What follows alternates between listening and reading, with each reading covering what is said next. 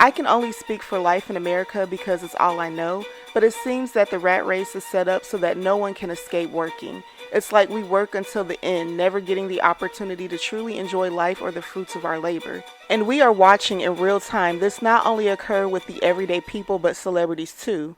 At one time their lives seemed to be so enviable, especially entertainers, and today the curtain has been pulled back and we are seeing their lives aren't nearly as great as we thought they were. Take Michael Jackson, one of the most talented and wealthiest musicians who ever lived. He was signed to Motown Records when he was just 9 years old and was entertaining audiences for years before that.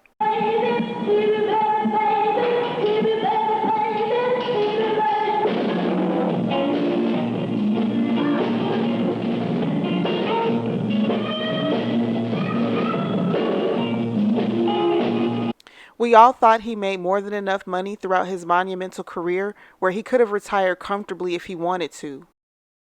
But unfortunately, no. Due to a myriad of debts and lawsuits, he was pressured into doing one last tour, one last cash grab to financial freedom, which how was he in so much debt when he owned so many music catalogs of some very popular artists of nearly every decade from every genre is a great mystery and another video for another day.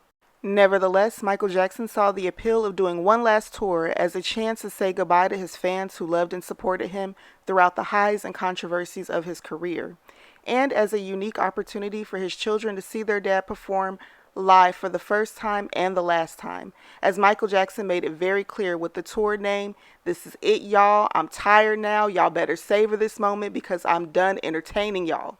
I've been doing it since I was a child." Michael Jackson had lamented all of his adult life about not having a childhood, and he was adamant that he wasn't going to miss out on theirs. So this tour, as he put it, was the final curtain call. Little did he know at the time how prophetic these words would be. What started out as a 10-show engagement ballooned to an unagreed upon number once corporate greed got involved. Michael Jackson seemed overwhelmed with the weight of what was expected of him to compete with the younger version of himself night after night till his handlers said he could stop. And after his passing, we learned that his team was going to unethical extremes to ensure that the King of Pop was on that stage and ready to entertain, when many people in his inner circle were concerned that he wasn't up for it mentally or physically. It wasn't until his passing that his fans learned the truth about how Michael Jackson truly felt about touring in the first place. The record company usually like for you to support your album and go on tour, and I don't like to. I do like relating to the fans, giving the fans a chance to see you face to face, because you go from Hong Kong to Africa to China to Brazil to, Singapore, Switzerland, London, Paris, Russia, and the stadiums are just jammed, and the energy is great. Well, can we just do it again without the negative saying that you don't like the tour? I don't like it though. I know, but see, I go through hell. Setting up, though? I don't understand. I go through hell touring. Okay, then I'll make it positive then. Yeah, just don't. For you know the truth. Yeah. Okay. And action, Michael. I love to tour. Just say. Why you all start laughing? I'm ready to get into it. I'll make it positive then. Yeah, just don't. For you know the truth. And yes, we do. And other acts clearly feel the same way, as many are notorious for showing up late to their shows, seemingly under the influence, lackluster and low energy, I got this. It's time I go. It goes electric and then I turn it on. Say what? playing in our faces and wasting our time, or using the stage to trauma dump on their audiences. But I'm gonna tell you, you're gonna come to a point in life where people you thought were friends, or people you thought were close to you, they might switch up, they might try and move funny with you, they might stab you in the back, they might do a lot of things to you. You'll come to that realization, wherever you're at in life, you've probably been there and you'll be there again, that's how life is. But look, sometimes it's you and you alone by yourself. Sometimes it's you alone with your thoughts. Sometimes, you know what, play the song, don't worry. You Drake fans sure have to endure a lot these days. We continue to show up and support even when it's clear they don't really want to be up there. So why do they keep going on tour? Is it a money grab, contractual obligation, or something more nefarious? Why do you still do it? Why are you still out here? Well, it goes back to the destiny thing. I made a bargain with it, a long time ago, and I'm holding up my end. What was your bargain? To get where I am now. Should I ask who you made the bargain with? with the chief commander. On this earth? And on this earth, and then in a world we can't see. Yep, we're going there. And by the way, 83-year-old Bob Dylan is still holding up his end of the bargain as he is still on tour. And I also want to be clear that this in no way is to age shame. That's not what this video is about or what I'm about personally. I think anyone should continue to do what they love for as long as they choose to do so. But the key word here is choose. Even as I edit this video, it has been announced that 80-year-old Gladys Knight, legend and icon, is still touring. Her son expressed concern for her as his mother is not in great health and feels that she is being exploited and forced to tour. I will be researching her story and dropping a follow-up video soon. But as it pertains to these 6 ladies, we will explore why they must keep touring, even though many of them have amassed a great fortune for themselves and others, and even when some have expressed a desire to retire, but for various reasons can't. Mary J. Blige is the reigning queen of hip-hop soul and has been so for over 30 years, releasing 15 studio albums and has sold more than 80 albums worldwide, 9 Grammy Awards, 32 Grammy nominations, 2 Academy Award nominations, 2 Golden Globe nominations, among many other accolades throughout her career. Blige has definitely paid her dues and earned the right to retire if she wanted to, right? Yet when rumors started to float around the industry that Mary was looking to retire from music, many people scoffed at the idea, whether it was because they were fans and hated to see her go, or were pocket watching and felt she couldn't afford to go. There were a lot of people with a lot of things to say. What y'all think about Mary J. Blige retiring? How does that even look? How do singers retire? How does that work? She can't retire. Is it her music gonna keep? Just really, really on the glow up. And I don't know, you in this happy phase, you're not thinking about retirement or anything, are you, Mary? You told, I think it was People magazine, that this might be your last studio album. Are you just saying it? Thank you. I think you said in an interview recently that you see yourself retiring in 5 or 6 years. Are you still finding that passion in music? And I mean, I love music. I'm gonna forever love music, and I even love acting. That's gonna be. I mean, when it's time, it's time. When it's time. Do you feel like it's almost time? Do you feel like that? Sometimes I get fatigued. You know what I'm saying? Right. I'm tired. I've been doing this for 30-something years. Yeah. So. It seemed like the media was pressuring Mary to backtrack and stay in the game. And I love Mary. I've been a fan since the beginning, but her performances of late have been going viral for being absolutely terrible.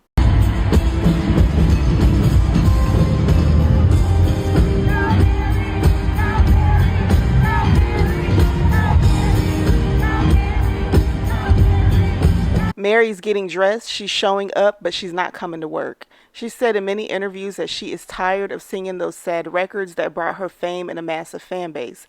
She insists that was the old Mary. She has evolved from that time in her life, and if we want to hear those same sad songs, Mary said you sing them.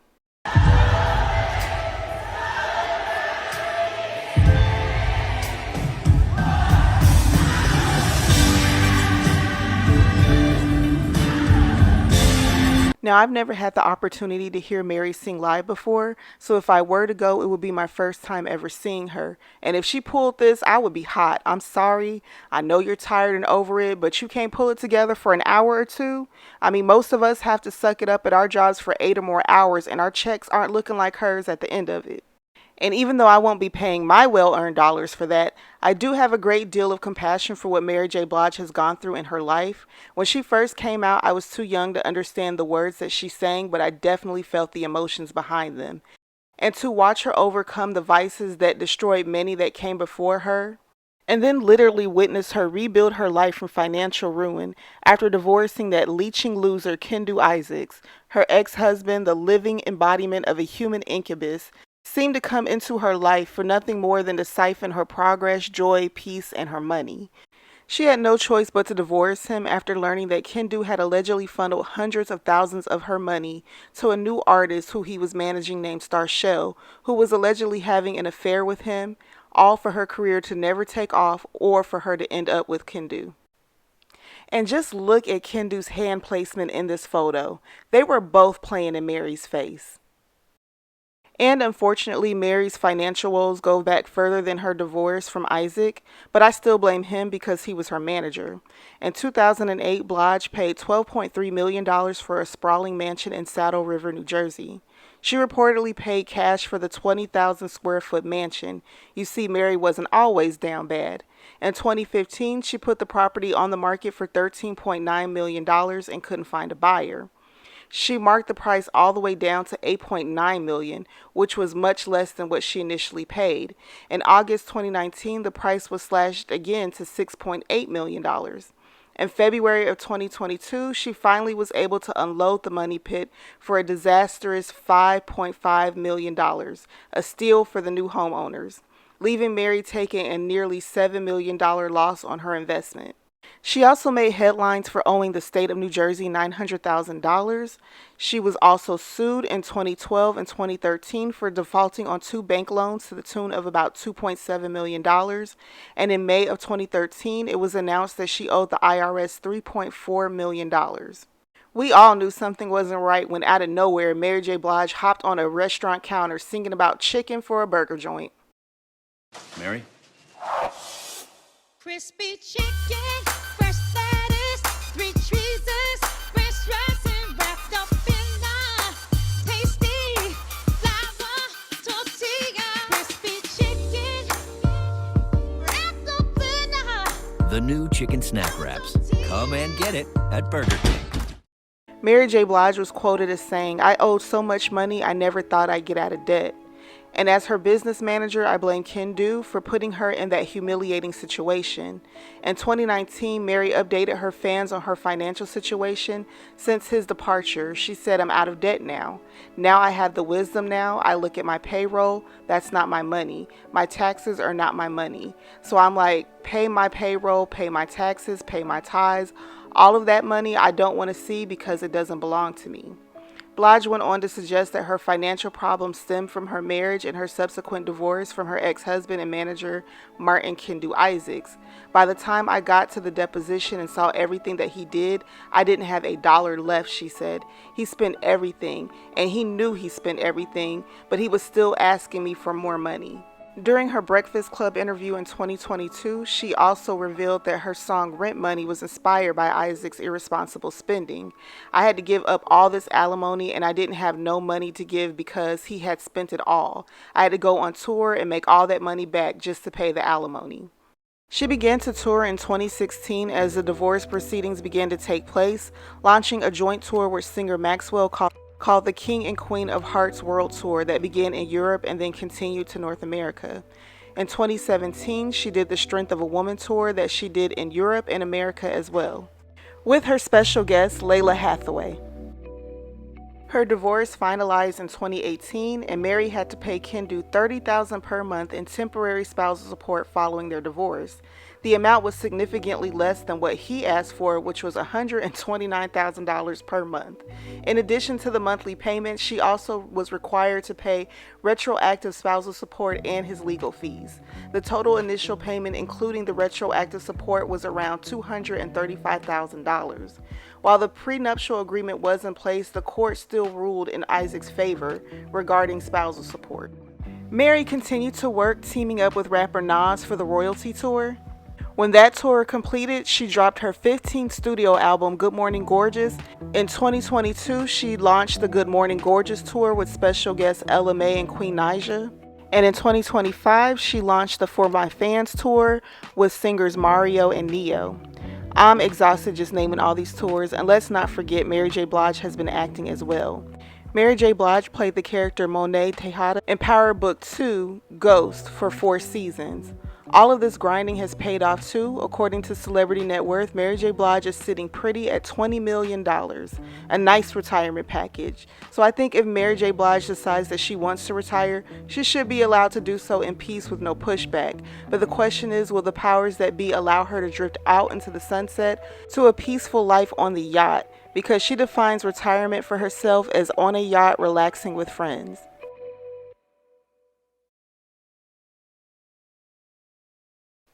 Now, if ever there were a person more deserving of a peaceful retirement, in my very biased opinion, it would be this woman right here, Janet Jackson. Janet Jackson has been entertaining audiences since she was 7 years old, right alongside her talented brothers. Janet has acted in television shows such as Good Times and Fame, dropped 11 studio albums, sold over 160 million records globally, won 5 Grammy Awards, starred in culture-defining movies, starting with her film debut in Poetic Justice, Nutty Professor to the Clumps, For Colored Girls, and the Why Did I Get Married, and the sequel Why Did I Get Married Too. When asked in an interview with Ebony magazine back in 2008 if she would consider retiring, she said, "I'm not ready to retire. I enjoy what I do, and I don't think it is time for me to kick back on an island and do nothing all day. I don't know if I'll ever be ready to do that. I love music." And to be honest, I'm glad that she's choosing to work for the love of what she does and not out of necessity. But we haven't gotten new music from Janet Jackson since Janet Jackson's Unbreakable album that was released back in 2015. So I couldn't help but wonder, why is Janet on tour so much? She's been around the world performing so consistently, I thought she was experiencing financial hardship. And when they announced her auctioning off all of the tour and music video memorabilia back in 2021, I was convinced. She sold more than $4 million in revenue through Julian's auction house. Even the Queen Culture Vulture herself, Kim Kardashian, paid $25,000 for the fit Janet wore in the If video, and she was photographed wearing the outfit out in public. Shoes and clothes weren't the only items up for auction. Janet's 1956 Chevy 3100 Cameo pickup truck went for $112,000, while her 2003 Aston Martin V12 Vanquish Coupe went for $70,000. The auction house reported that a portion of the proceeds did go to charity. The only financial issue that I could find on Janet Jackson was that an old business manager tried to sue her for $240,000, which seems like nothing to a megastar like Janet, and it was nothing, as she won her case from a debt collector that was suing on behalf of that management company for an unpaid bill that went to collections, but the company announced that they were dropping all claims against Janet, so that turned out to be nothing. So if money is not the issue, what has Janet on the road so much? And this part is purely speculation and conspiracy on my part, but I think it goes back to her brother Michael's untimely passing. I think we all can agree that the circumstances surrounding Michael's passing were shady to say the least. LaToya Jackson, Michael's elder sister, was one of the more vocal family members to express suspicions regarding the people that Michael surrounded himself with in his final days. In 2009, LaToya sat down with Barbara Walters and said he was unalived. "I don't know who exactly did it. This is just my opinion." In a statement to the Daily Mail, she accused Michael's entourage of facilitating his untimely passing. She says, "I believe he was murked. Not just one person was involved, rather it was a conspiracy of people. They got him hooked on substances. I think it shocked his system so much it unalived him." When she was asked about Dr. Conrad Murray, she said, "I believe that Dr. Murray was definitely the fall guy. I think they need to investigate this a bit more, go deeper into it." She also went on to say, "Michael's death is definitely something that was premeditated. They planned to take my brother out, and my brother knew it." LaToya Jackson also alleged that some individuals wanted his music catalog, implying motive from those close to him. Michael was murked for his music catalog. We don't think it's just one person that was involved. It was a conspiracy to get Michael's money. And I know that LaToya has made some salacious allegations in the past, but I think she's speaking truthfully this time around. As for Janet, she definitely felt like Conrad Murray was culpable, but any thoughts of a conspiracy, the notoriously private singer kept her opinions to herself and hit the road. Michael Jackson passed on June 25, 2009, while Janet was still in the middle of filming Why Did I Get Married Too, that was released in 2010, followed by For Colored Girls, that was also released that same year. In 2011, she went on the number one's Up Close and Personal World Tour. She took a short hiatus from 2012 to 2014, then she re-emerged in 2015 with the Unbreakable album and tour, which lasted from 2015 to 2016. The tour was cut short as she announced her surprise pregnancy at 50 years old with her first child. In 2017, she announced the State of the World Tour. The tour hit the US, Canada, and Asia. This tour lasted 2 years and ended in 2019.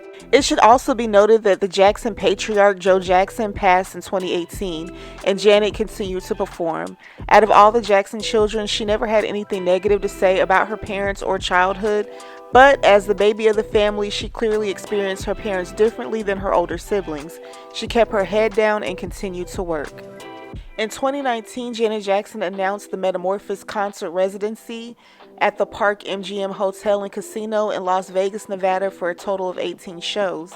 Later on in 2019, after her Vegas residency was over, she announced the 30th anniversary celebration of Rhythm Nation, where she toured Australia, New Zealand, and North America.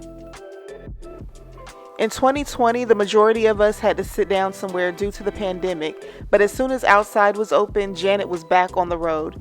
Maybe not right away, but the Together Again tour was announced in 2023, where she toured North America, Asia, Europe for a total of 94 shows.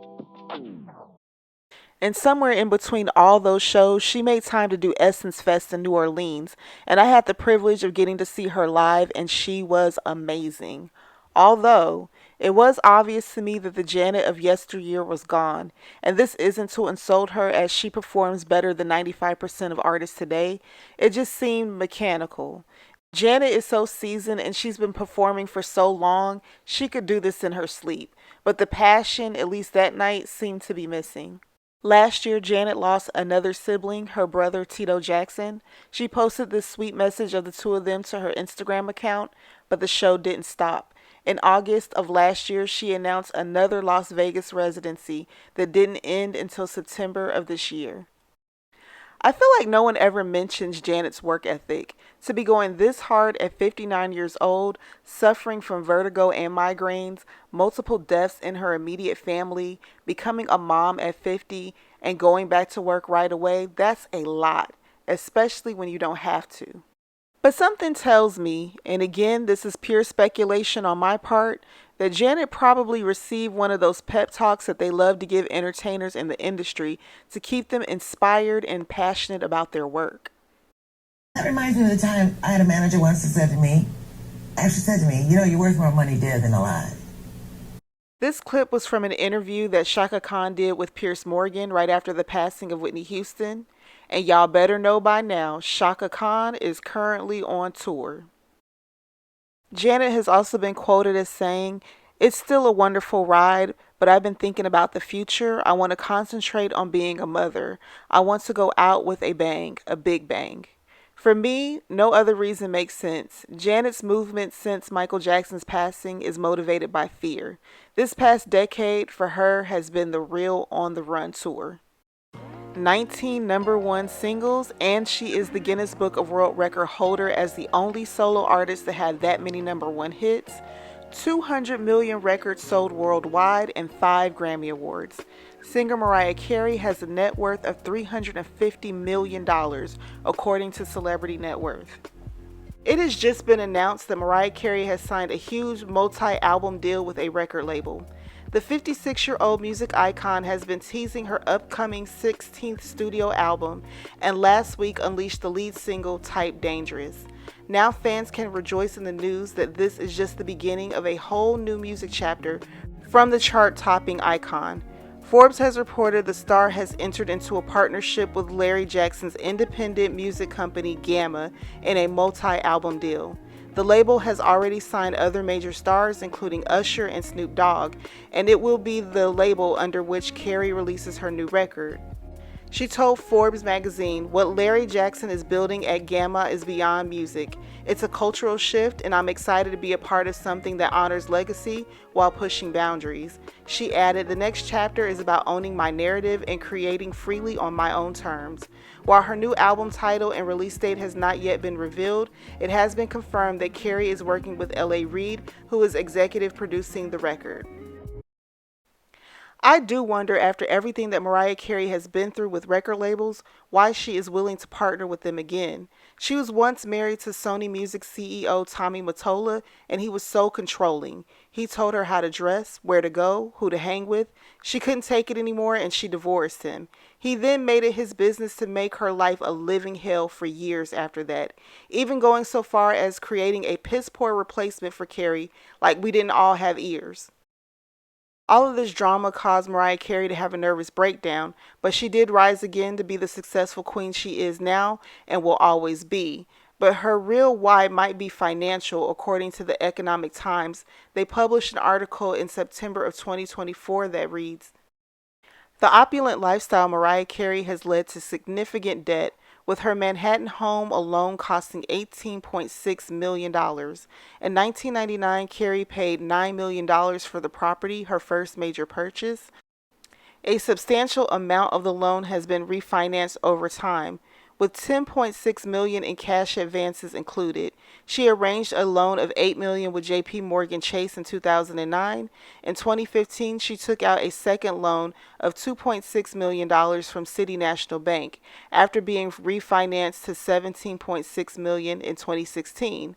Her loan with J.P. Morgan Chase climbed to $18.6 million by April of 2018, as per the reports of Yahoo Finance. The article also goes on to say that Carey allegedly spends about $1 million a month in champagne, gifts, fancy clothing, spa treatments, exotic flowers, and hair and makeup. That seems excessive. I don't know how true that is, but that's what the article says. So a real estate expert who was consulted for this article explains that Carey's penthouse is valued between $30 million and $35 million and has appreciated significantly. The property's value has risen by 350% over 25 years, allowing Carey to continue borrowing against it. Carey's Tribeca property remains a prime asset. Perry believes that the loans are a result of leveraging the appreciated value.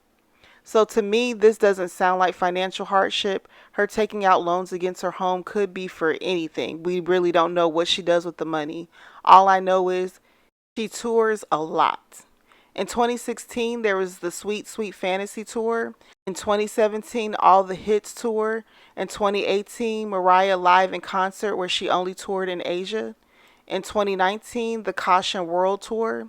In 2022, the Merry Christmas to All, and that was only 4 shows. In 2023, there was the Merry Christmas One and All, which was 16 shows. In 2024, it was the Mariah Carey Christmas Time, which was 18 shows. And speaking of Christmas, Carey makes an estimated $2.5 million in royalties every year for her famous 1994 Christmas song, All I Want for Christmas. The hit song has earned Carey more than $60 million from streaming royalties alone, according to the New York Post. So at 56 years old, I personally wouldn't want to be bound to any record label, large or small. It just seems like too much pressure, but Mariah doesn't seem to mind it. This is the same woman who works out in heels, swims in sequin ballroom gowns, pays for backup dancers. When she can't dance, won't dance, and all she really has to do is stand there and sing. And after 30 years in the game, I think she's addicted to the life and she loves what she does. Toni Braxton may seem obvious as to why she has to tour. Her money troubles have been well documented. Her first bankruptcy happened in 1998. Despite massive commercial success, selling millions of albums, Toni Braxton received very little from her record deals. For instance, she earned just $1,972 in royalties, despite $170 million in album sales from her first 2 albums. In late 1997, facing over $1 million in debt and constrained by an unfavorable contract with LaFace and Arista, she sued the label and filed for Chapter 7 bankruptcy as a way to stall both her debts and the ongoing legal battle. Her second financial collapse was triggered by health issues back in 2010, specifically lupus and a heart condition that forced her to cancel a Las Vegas residency she had invested in heavily. Insurance refused to cover the loss, legal disputes followed, and her debts ballooned between $10 million and $50 million. Meanwhile, her assets and income were limited, making bankruptcy the only realistic option. In 2013, Toni settled the second bankruptcy case. As part of the settlement, she paid $5,000 per month over 15 months, except for the final payment of $50,000 and additional sums related to performance revenue. She also regained ownership of the option to reacquire some of her song copyrights for approximately $20,000, according to TMZ. Post-bankruptcy, Braxton found new resources of income through her reality TV show, Braxton Family Values, continued performances, and strategic partnerships. By 2024, her estimated net worth was around $8 to $10 million. In addition to her own personal earnings, it was recently revealed that she secretly wed Brian, Birdman, or Baby Williams. I talk about all of that in my Hip Hop Power Couples video. Feel free to check that out after this. Birdman is listed as one of the wealthiest hip-hop artists. He placed 5th on the Forbes list of wealthiest music industry figures in 2015 and 4th in 2017, with a net worth of $155 million and $110 million respectively outside of music. Birdman has ventured into various industries including fashion, alcohol, and oil exploration. So I'm trying to figure out why Toni hasn't stopped touring. I get as a woman wanting to have your own and making sure you're financially set on your own in case it ends in divorce, because if you remember, Toni Braxton's last divorce to musician Carrie Lewis resulted in Toni having to pay her ex alimony. During a candid appearance on Red Table Talk, Toni revealed, "Yes, I had to pay alimony. I was one of those girls. I was very, very angry about that. But it was because we had an existing prenup and a postnup." She described her emotional reaction. "I went through this phase like, ooh, men are the new bees. That's how I felt." Her ex-husband, Carrie Lewis, offered his perspective, explaining that the alimony was paid in accordance with the prenup. He said, "I received alimony for around 3 years between 2012 and 2014, and noted that Toni's attorneys had advised having the prenup in place."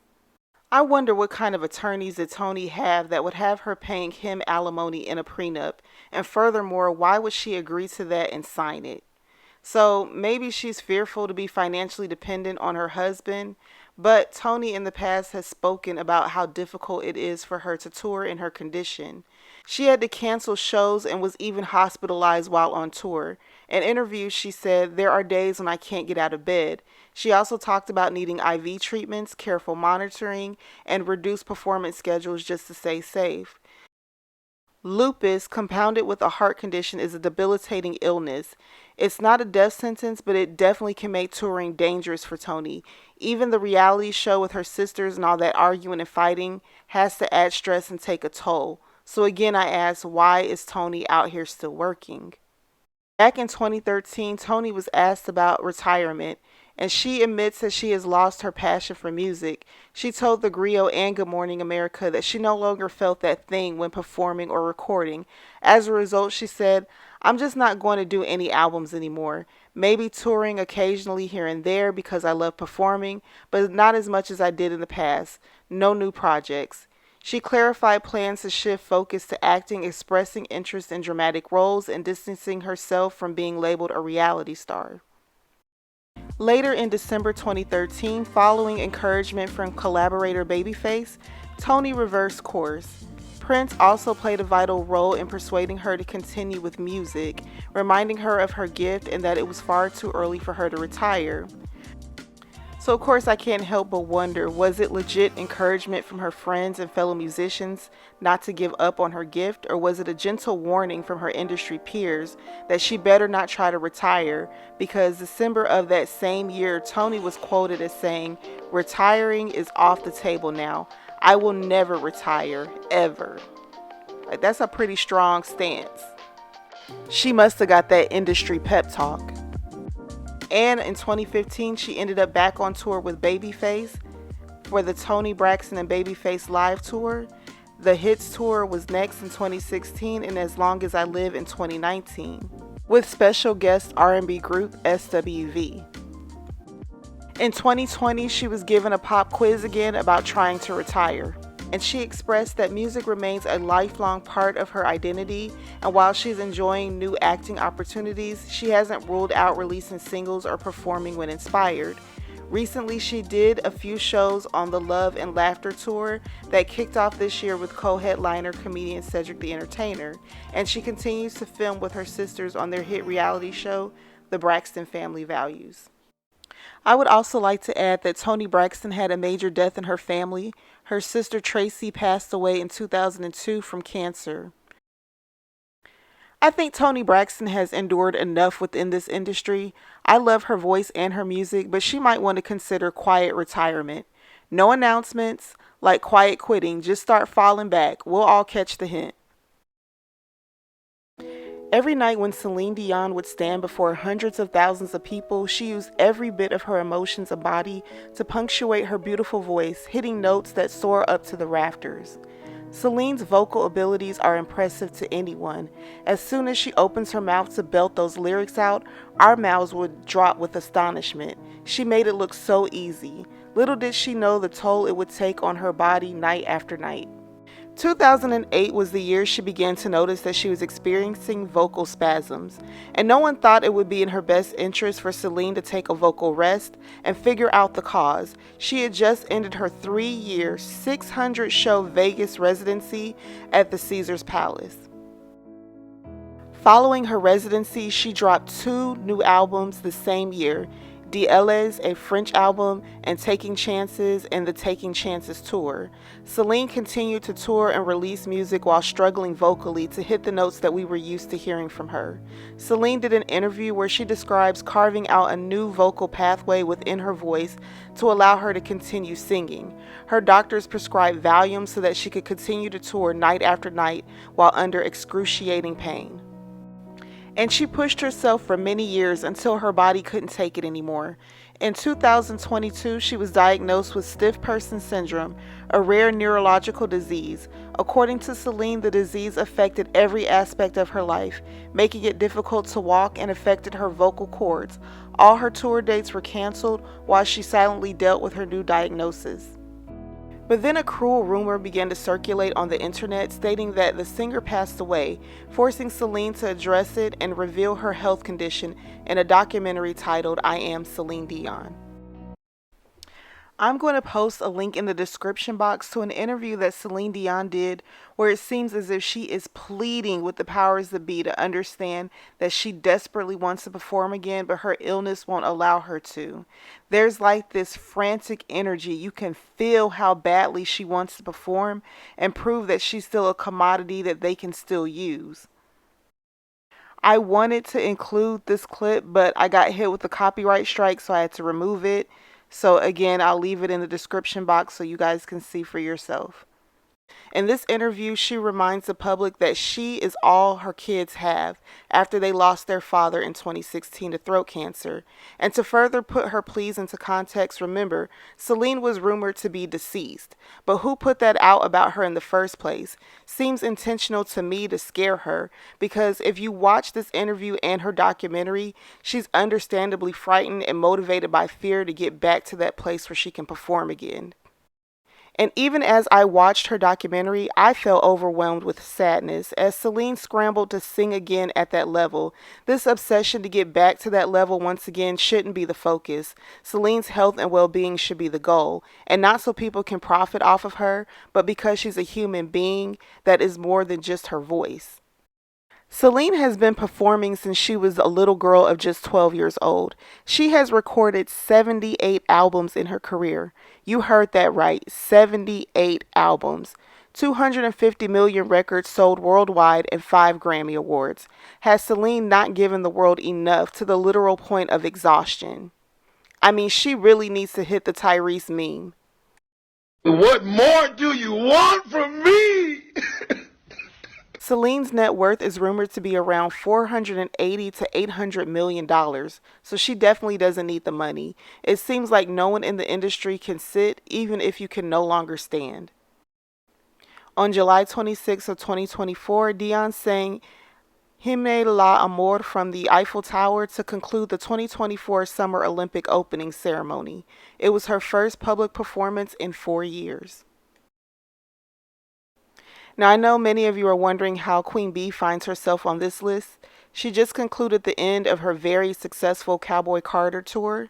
The Cowboy Carter tour was a massive success, breaking multiple records and becoming the highest grossing country music tour in history. It featured 32 stadium shows across the US and Europe, grossing over $400 million, with over 1.5 million fans in attendance for a total of 32 shows. Before that, Beyonce's Renaissance World Tour grossed a total of $579 million, making it the highest grossing tour by a female artist of her time. The tour spanned 56 shows. It also made Beyonce the first American artist to have 2 tours gross over $400 million. And before that, there was the On the Run 2 tour with Jay-Z. And before that, the Formation Tour in 2016. And before that, the On the Run tour in 2014. And before that, the Miss Carter Show tour in 2013. Her tours have all been massively successful, so why is she still touring like this? Well, we know that when she tours, it's to promote her latest music project. She could also be looking at her peers Toni Braxton and Celine Dion and thinking, I've got to strike when the iron's hot, anything could happen to me, so I might as well keep going while I'm in good health. But it seems she's turned her gaze to another peer in the industry, Rihanna, who has not said it with her words but definitely by her actions that she is done with the music industry and has shifted her focus to being a mom and a beauty mogul, launching her Fenty makeup lines and her lingerie. In doing so, Rihanna has created massive passive income where she doesn't have to work her body into the ground to maintain her lifestyle, and she has the potential for a lasting legacy outside of the music business. So we've watched Beyonce hawk everything you can think of to her fans to create passive income for herself as well. It started with Ivy Park, the apparel line that was a collaboration with Adidas that featured athleisure wear, shoes, chaps, and apparently capes. The partnership ended in October of 2023, but the offerings didn't stop. Beyonce then announced another partnership with Levi's jeans, the Sacred Hair Care line that in my opinion is a little pricey. Her product line is for all hair types and the price points begin at $20 and go all the way up to $200. Beyonce wanted those hair care dollars so bad that after the public bullied her into filming not 1 but 2 videos showing herself using her own products, the artist, who usually ignores the negativity, actually obliged. Then there was the perfume. Fun fact, Beyonce is said to be allergic to perfume. And she has a whiskey line called Sir Davis. I mean, the amount of products that she's been throwing at us lately seem less about them being passion products and more like a grift. So with the constant tours and product launches, many people begin to wonder, is the money funny in the Carter household? We are told that the Carters' combined net worth is in the billions, but then there was a crack in the veneer that Beyonce owed the IRS $3 million. Since that public announcement, Beyonce has disputed the amount owed to the IRS, and they both came to the agreement that Beyonce only owes $709. That's a major discrepancy. The thing that has me feeling troubled is not just the constant tours or the constant need to sell us things, but how she speaks often about not getting days off. I don't think I've had a day off in like 44 days. I really do hope that that was a gross exaggeration, because admitting to working yourself and your staff 40 plus days in a row is an interesting choice. Yes, Beyonce is an incredible performer, but you're not curing cancer here, lady. Take a day off. Even when she completes a tour, we get cute little vacation pics, but she's also secretly working on the next project, so is it really time off? And then in her song Haunted from her self-titled project Beyonce, she sings a line that I always thought was interesting. She says, I don't trust these record labels, I'm torn.